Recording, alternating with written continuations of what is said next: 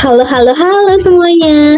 Di video kali ini saya akan tunjukkan bagaimana saya memanfaatkan AI. Untuk apa? Untuk membuat 10 soal pilihan ganda yang akan diintegrasikan dalam bentuk gamifikasi. Nah, kebetulan kali ini saya menggunakan ChatGPT.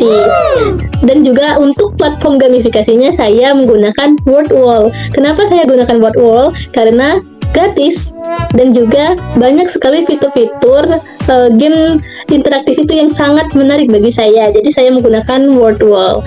Nah, perlu diingat bahwa AI itu memang bisa membantu kita dengan cepat, tapi hasilnya perlu kita koreksi lagi teman-teman. Untuk apa? Agar benar-benar sesuai dengan tujuan tugas dan ketentuan penilaian yang kita butuhkan tentunya. Nah, begini langkah-langkahnya teman-teman. Yang pertama, tentu saja kita harus membuat prompt di ChatGPT itu dengan sangat jelas dan rinci. Kenapa ini penting? Tentu saja karena AI itu perlu AI itu kan bekerja berdasarkan perintah yang kita berikan. Nah, kalau perintahnya masih umum atau kurang jelas, hasil soalnya yang keluar itu juga biasanya belum sesuai dengan yang kita butuhkan. Jadi, di tahap awal ini, kita benar-benar harus menuliskan materi apa yang diperlukan, untuk jenjang apa, jumlah soalnya berapa, bentuk soalnya seperti apa, dan formatnya itu mau dibuat bagaimana seperti itu. Intinya, semakin rinci prompt yang kita buat, semakin mendekati hasil yang kita inginkan. Oke, contohnya saja yang sudah ditampilkan di sini. Saya sudah membuat prompt dan tinggal di klik aja. Nah, di sini prompt saya seperti ini. Tolong buatkan 10 soal pilihan ganda berdasarkan materi teks pidato persuasif kelas 9 SMP dengan berbagai level taksonomi Bloom. Nah, soal ini harus sesuai dengan KD dan tujuan pembelajaran yang ada di RPP berikut ini. Nah, di sini saya juga melampirkan dokumen RPP yang saya buat seperti itu. Buatlah opsi jawaban yang mengecoh dan tanpa adanya ketimpangan sesuai dengan ketentuan pembuatan soal pilihan ganda. Setiap soal harus disertakan teks atau sebuah kutipan dari teks pidato persuasif, baru berikan pertanyaannya. Nah, setelah ini apa? Setelah soal berhasil dihasilkan oleh ChatGPT, jangan langsung dipakai teman-teman. Di sini peran kita sebagai pendidik sangat penting. Untuk apa? Untuk melakukan koreksi secara mandiri. Apa aja sih yang kita perlu cek? Jadi, yang perlu kita cek itu adalah yang pertama, apakah jawabannya sudah benar?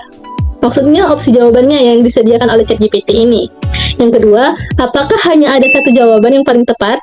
Yang ketiga, apa tingkat kesulitannya sesuai dengan peserta didik? Dan apakah bahasanya sudah sesuai dengan ketentuan tugas atau kurikulum?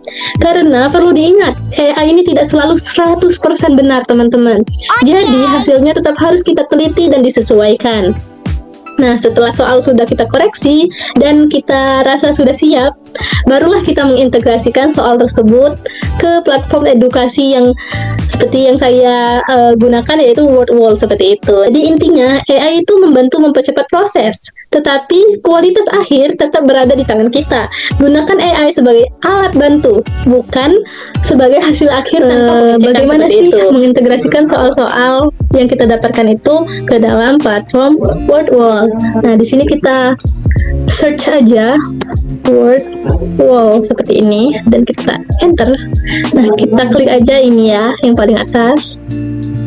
Nah, kebetulan saya sudah login ya di email saya. Kalian juga kalau belum login tinggal klik login saja ya, nanti ada tulisannya itu login seperti itu. Klik aja opsi buat aktivitas ini ya teman-teman.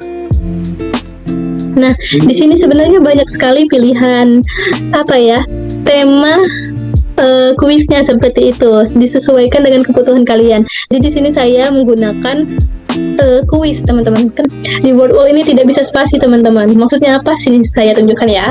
Kita klik saja dulu kuis. Nah, maksud saya tidak bisa spasi itu seperti ini.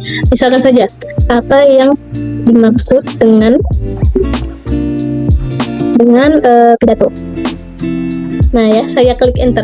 Nah, dia nggak bisa enter di kolom pertanyaan tersebut teman-teman. Dia langsung ke opsi jawaban seperti itu.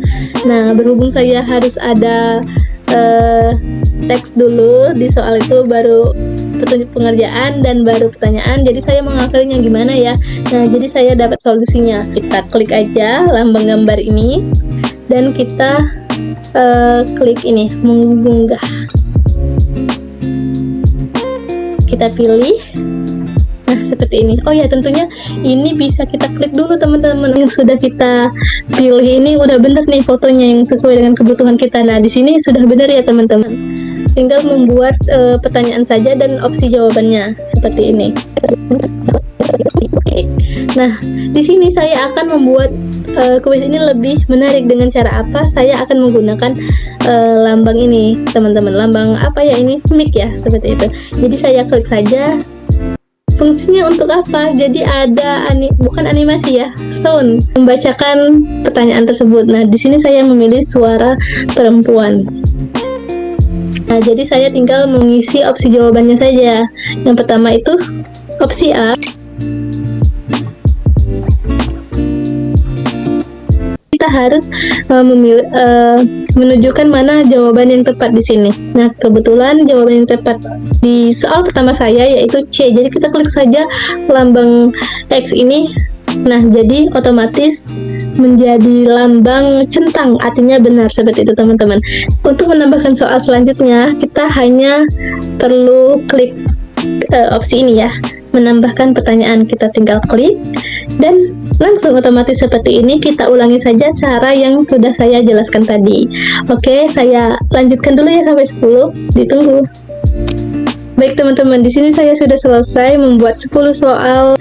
Nah, di sini sudah lihat ya, sudah saya kasih fotonya, sudah saya kasih sound efeknya, dan juga mana jawaban benar dan salah juga nih. Sudah lengkap semua sampai nomor 10 sesuai dengan kebutuhan saya.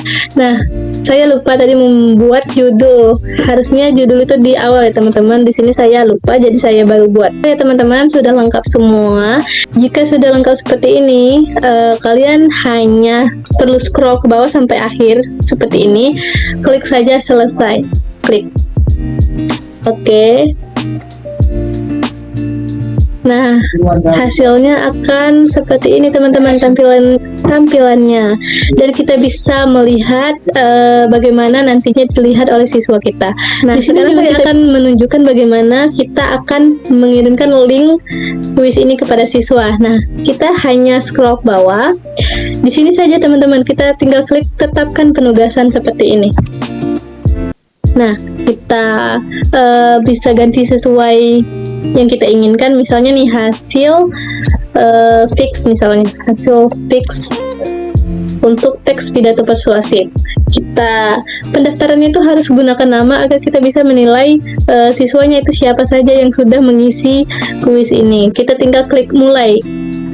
Oh ya, di sini tenggat waktu juga bisa sesuaikan karena di sini saja untuk tugas. Jadi saya memilih opsi tidak ada tenggat waktu. Jika sudah, tinggal klik mulai. Nah, tinggal salin deh. Udah selesai. Jadi link ini sudah siap dibagikan kepada siswa untuk mengerjakannya. Itu saja penjelasan dari saya. Semoga bisa dipahami. Terima kasih. Dadah. Teks tersebut menunjukkan bahwa pidato persuasif berfungsi untuk